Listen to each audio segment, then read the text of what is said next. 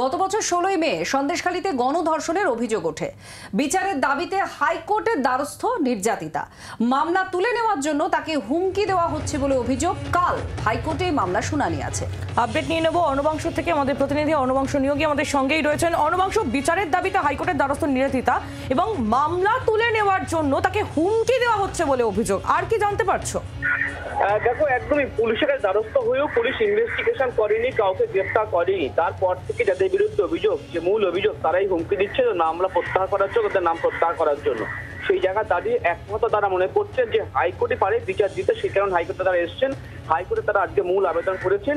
খুব শীঘ্রই আগামীকালকে এই মামলা শুনানি হবে। সেখানে তারা অবশ্যই প্রেয়ার করবেন আইনজীবী মারফত, যে কোন কোন ব্যক্তি অভিযুক্ত, কোন কোন সময় তাকে কি পরিস্থিতি থেকে রেপ করা হয়, গান পয়েন্টে তাকে রেপ করা হয়েছিল, কার কার বিরুদ্ধে অভিযোগ, পুলিশে কমপ্লেন কবে হয়, পুলিশ ইনভেস্টিগেশন করছে না, পুলিশ বড়জন প্রোটেকশন দিচ্ছে, এই সমস্ত বিষয় তারা সওয়াল করে তুলবেন আগামীকালকে।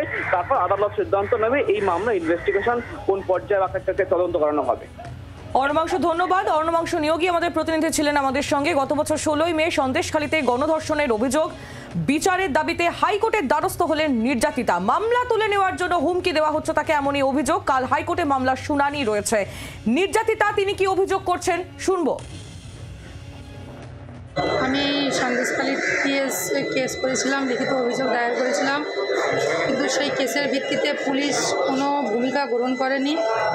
আমি নানানভাবে দিলীপ মল্লিকের হ্যারাসমেন্ট হয়েছি। আমি নিজে পুলিশের কাছে লিখিত কমপ্লেন করেছিলাম।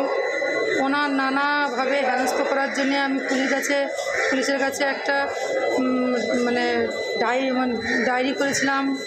ওনার যারা আরও আদার্স ওনার পার্টির লোকজন আছে, তারাও আমার সঙ্গে নানানভাবে থ্রেট দিয়েছিল।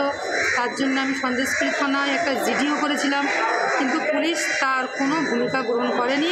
তাই আমি আজকের কলকাতা হাইকোর্টের দ্বারস্থ হচ্ছি। বাংলার আওয়াজ, বাঙালির আবেগ, জি 24 ঘন্টা।